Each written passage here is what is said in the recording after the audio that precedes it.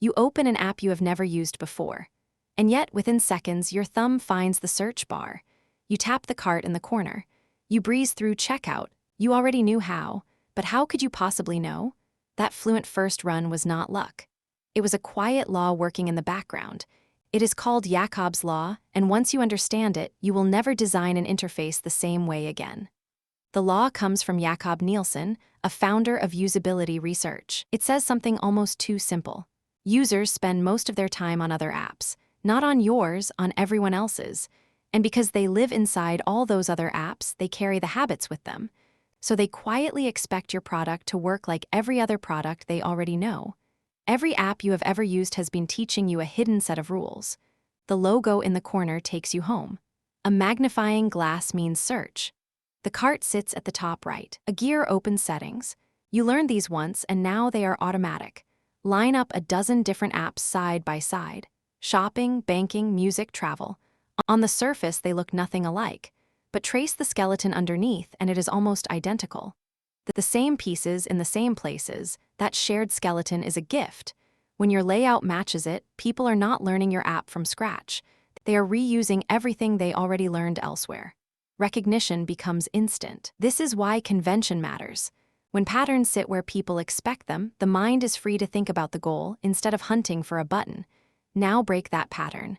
Move the menu somewhere strange. Reinvent how scrolling works. Suddenly, every user has to stop and relearn.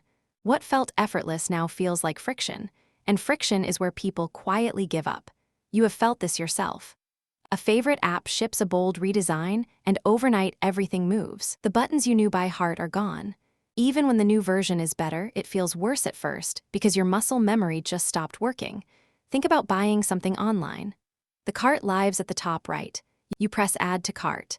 You move through checkout one step at a time.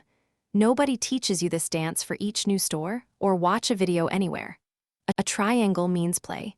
A moving bar shows how far along you are. Drag it to jump ahead. You never question these controls because every player agreed to share them. The same is true for forms and search. A labeled field, a soft placeholder hint, a magnifying glass to begin. These patterns are standard because they work and everyone already understands them. Icons really are a shared language. A trash can means delete. A gear means settings. A heart means save. Invent a brand new symbol for one of these, and you have written a word that nobody can read. Now, none of this means you should simply copy everyone and end up forgettable. It just means handling the plumbing the expected way, the navigation, the icons, the everyday controls, so your genuinely new ideas finally get the room they need to stand out. So when should you break a convention?